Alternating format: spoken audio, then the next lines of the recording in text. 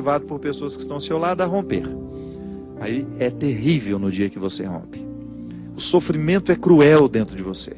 Parece que você nunca mais vai se recuperar, que você só pensa naquela pessoa. Por quê? Porque apesar dela te fazer tão mal, você tem um vínculo doentio com ela, de dependência afetiva. Você sabe que ela te faz mal, mas você não sabe viver sem ela. Aí você começa a dar passos. A primeira semana é horrível.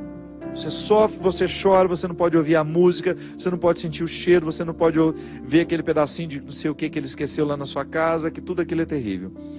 Mas de repente você começa a dar passos de libertação. É como se você estivesse andando na direção de uma terra que só vai te fazer bem. E um mês depois aquele sofrimento ficou melhor, 2 meses depois aquele sofrimento melhor, e de repente você não está nem mais lembrando. Claro que ainda existe ali um vínculo silencioso sendo desarmado, porque a dependência afetiva, ela não morre da noite para o dia. A gente precisa, é como se você fosse sufocando uma célula cancerosa com o processo da quimioterapia, sabe? Que você vai retirando a vida da célula cancerosa, que é a célula que nos mata. Aí digamos que 3 meses depois, você encontra de novo com aquela pessoa, e você tem aquela famosa recaída. Aí pronto. O castelo que você estava construindo, o chão que você tinha andado, que tinha sido tão difícil, você joga fora e você volta para o Egito, você volta para a escravidão. Você faz o mesmo que os companheiros de Moisés queriam fazer, voltar a comer a cebola, voltar a comer o alimento podre, estragado. Aí você reata aquele relacionamento, porque ele é doentio e você não cuidou da devida distância que você deveria manter. Porque quando você tem essa dependência afetiva, você tem que estabelecer a distância, porque senão você não se cura. Você tem que parar de querer saber da vida daquela pessoa, porque senão você não se cura. Você precisa parar de ficar fuçando o Facebook dela, porque senão você não se cura.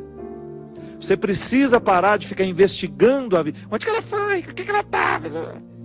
Você tem que cessar todos os pontos que podem lhe fazer querer voltar para o Egito. Porque senão você nunca vai se libertar. Aí 3 meses depois você está bela e formosa já, matando a célula cancerígena, você vai dar mais uns beijos na boca, volta àquela dependência horrorosa e o inferno retorna na sua vida. Na sua primeira semana é até bom que está tudo voltando. Daqui a pouco, minha filha, você está num inferno pior do que você estava 3 meses atrás. É assim. Quando a gente não sabe viver o desconforto que nos edifica, a gente se boicota o tempo todo. É como parar de beber, é como parar de fumar. Você fica sem fumar 1 ano e você comemora porque você parou de jogar aquela toxina cancerígena no seu organismo e de repente você vai lá e acende um cigarro de bobeira e aquele vício volta como se fosse um monstro capaz de te comer inteiro. Pronto. Todo aquele sacrifício que você fez dos primeiros dias sem fumar vão para o saco. Por quê? Todo aquele sacrifício vai para o saco. Por quê? Porque você não foi capaz de viver o desconforto de renunciar. Minha gente, é impressionante como essa mão de Deus nos auxilia assim, nos fazendo conscientes do que nós precisamos romper na nossa vida. São situações que a gente precisa estabelecer limites para elas, porque senão a gente não vai ser curado nunca. A gente vai ficar eternamente doente na fila dos necessitados, chorando e mendigando um pãozinho de bondade do outro, um pãozinho de afeto do outro. Pelo amor de Deus, nós não fomos feitos para isso. Nós não fomos feitos para ficar arrastando dependentes afetivamente dos outros. A gente foi feito para amar. E o amor só tem sentido na nossa vida se for para nos edificar, se for para nos ajudar a atravessar o desconforto do deserto. Caso contrário, ele não faz sentido. Esse pseudo-amor, esse falso amor que às vezes a gente diz sentir um pelo outro, que não nos ajuda no desconforto do deserto. Eu preciso viver os meus desertos, você precisa viver os seus. E os verdadeiros amigos são aqueles que reconhecem os desertos que o outro precisa passar e fala: isso mesmo. Vamos passar por esse deserto porque você precisa dele. Agora, a Poliana, ela quer aquela vida feliz, ordenada. Lembra daquela personagem? A Poliana, onde tudo era o jogo do contente, né? Para com isso. Assassine esse instinto infantil que existe dentro de você, que lhe faz ter medo dos desconfortos da vida. O desconforto da vida, quando bem vivido, ele só nos torna melhores. Tira essa máscara de coitadinha que você gruda na sua cara para os outros terem eternamente pena de você. Você só perde tempo na vida assim. Que bobagem!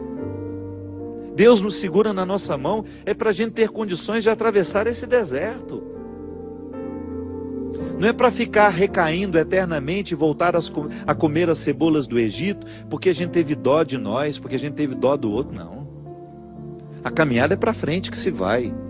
E chega um momento quando Moisés chega diante de Deus e fala: agora você resolve essa situação, porque eu não sei mais o que fazer. Já construíram um bezerro de ouro no meio do caminho, já arrumaram confusão, já estão adorando até outras situações, então nem lembrando que o Senhor existe. Eles só não voltam porque está longe demais. Mas retornam de outra maneira, não retornam na geografia. Sabe? Eles não voltam geograficamente porque estava longe já do Egito. Eles morreriam no meio do caminho. Mas não voltavam geograficamente, mas voltavam afetivamente. Porque às vezes a gente já ultrapassou o território da nossa escravidão físico. Eu já saí da cadeia, mas a cadeia não saiu de mim. É assim que funciona. Eu já dei os passos na direção da minha liberdade, mas eu não fiz a conquista da minha liberdade. Eu não decretei a conquista da minha liberdade. Então eu fico afetivamente preso ao meu passado, lamentando as cebolas do Egito, lamentando o namoro que terminou, a situação que foi terminada, a amizade que foi traída. Então, quando Moisés está diante do Mar Vermelho, e ele fica apavorado, porque agora eles não tinham mais para onde ir, ou atravessavam o mar, ou voltavam para o Egito, e o exército do faraó já estava chegando para capturá-los. O que ele faz? Ele tem uma reunião particular com o Senhor, né? Uma audiência particular de urgência. Liga lá para o secretário de Deus e fala: pelo amor de Deus, você pede para ele me atender hoje, que eu não posso mais ficar sem essa resposta. O exército do faraó está chegando.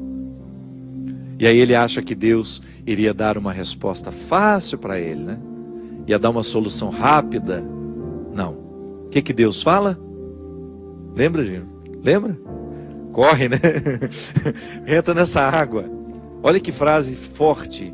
Diga ao povo que caminhe. Eu não vou fazer por vocês o que só vocês podem fazer. Eu vou dar todas as graças para que o milagre aconteça. Eu vou fortalecer a coragem de vocês, mas se não colocar o pé na água, se não desafiar este mar, ele não se abre.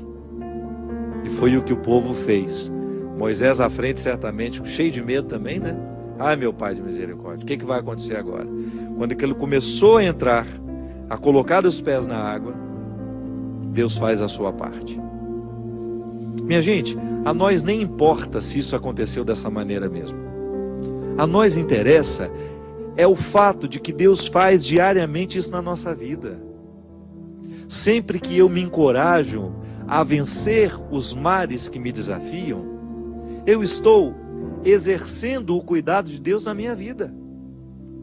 Sempre que eu me encorajo a colocar o pé no mar que me ameaça, eu estou cumprindo a parte da promessa de que Ele estará sempre ao meu lado.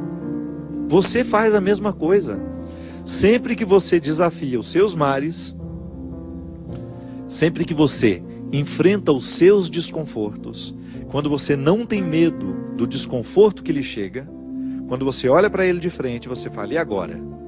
O que é que nós vamos fazer a partir desse momento? O que você me traz de bom? O que você está me desafiando? Eu vou aqui recrutar as minhas melhores partes, porque só isso me interessa. Se o desconforto me chega, eu preciso atravessar esse deserto para poder alcançar essa parte da terra prometida que me espera. É assim que funciona. Não há uma fórmula mágica para a vida. Ainda que a gente não acreditasse em Deus, nós teríamos de viver os desconfortos que nos fazem crescer. Ainda quem não crê em Deus precisa enfrentar os desconfortos de sua história, de sua existência. Agora é claro que quando a gente acredita em Deus, quando nós acreditamos de que existe alguém superior a nós, nos capacitando para a gente fazer a travessia, um conforto a mais nos é oferecido. Por isso, baseados na experiência deste conforto que eu já fiz, que você já fez, em muitos momentos, quando essa mão de Deus cuidou de nós, é que a gente dá continuidade ao processo de caminhada, de enfrentamento. É enfrentamento, a palavra é essa. Se a gente não vive os enfrentamentos diários dos nossos desertos, dos nossos conflitos, dos nossos medos, a gente nunca vai chegar ao conhecimento da terra que Ele nos preparou.